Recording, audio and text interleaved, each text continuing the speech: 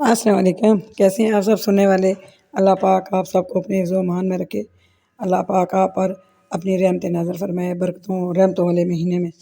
تو آج میں آپ سے جو بات شیئر کر رہی ہوں وہ ہے کہ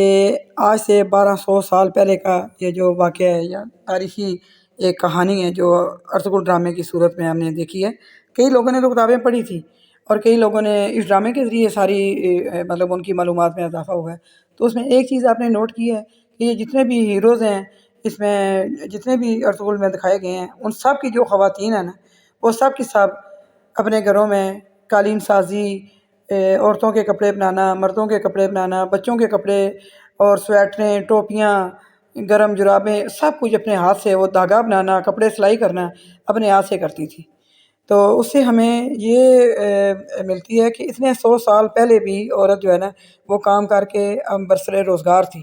تو آج کا دور میں ایک ہی بات لے کے لوگ بیٹھ جاتے ہیں کہ چادر اور چار دیواری عورت کے لیے ہے، لیکن چادر اور چار دیواری میں رہ کے بھی کام کیا جا سکتا ہے۔ اور چادر اور چار دیواری تب ہے جب آپ بہت زیادہ خوشحال ہوں اور آپ اپنی بیٹیوں کو، بہنوں کو اور ماؤں کو ان کے حق ادا کر رہے ہوں۔ لیکن کبھی یہ ہوتا ہے کہ آج کی مہنگائی میں حالات بالکل لوگوں کے ڈاؤن ہیں اور لوگ اپنی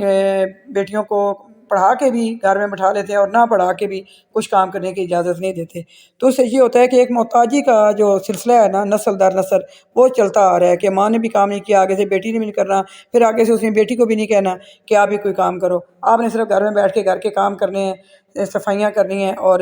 ہانڈی روٹی بنا کے رکھ دینی ہے، اس کے بعد شام کو تاکہ سو جانا ہے اور صبح دوبارہ اٹھ جانا ہے۔ یہ بے شک کسی حد تک ٹھیک کہہ سکتے ہیں کہ عورت کی سب سے بڑی ذمہ داری ہے، لیکن عورت وہ پھر بھی محتاج ہی ہو کے رہ جاتی ہے۔ تو محتاجی تب ختم ہوتی ہے جب وہ خود کمانا شروع کرے، جب اس کے ہاتھ میں اپنا کمایا ہوا پیسہ ہو، وہ اس کو اپنے طریقے سے اپنی مرضی سے خرچ کرے، اپنی مرضی سے اپنے گھر پہ لگائے، اپنے بچوں پہ لگائے، تو وہ زیادہ خوشی محسوس کرے گی اور اس کا گھر بھی پہلے سے بہتر ہوگا۔ اور وہ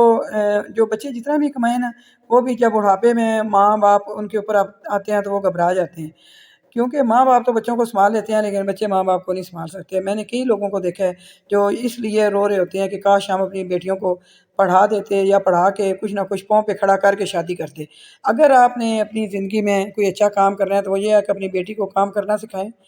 اس کے بعد انہیں پڑھا لکھا کے اگر بہت اچھی آپ کے حالات ہیں تو ان کو آپ ضرور جاب کروائیں، اس کے بعد اس کی شادی کریں۔ نہیں تو آپ سمجھ لیں کہ آپ کنویں میں پھینک رہے ہیں، دکھا دے رہے ہیں بیٹی کو اور کہہ رہے ہیں کہ سانس لیتی رہو اور زندہ بھی رہو، تو یہ طریقہ غلط ہے۔ اگر کوئی بھی میرا بھائی، پہلے کوئی بھی بیٹے، کوئی بھی سن رہے ہیں، وہ اپنی بیٹیوں کو، بہنوں کو پڑھنے کے علاوہ کام کرنا اور پیسہ کمانے کا طریقہ سمجھائیں۔ اگر آپ کو اچھا لگے تو سبسکرائب کریں۔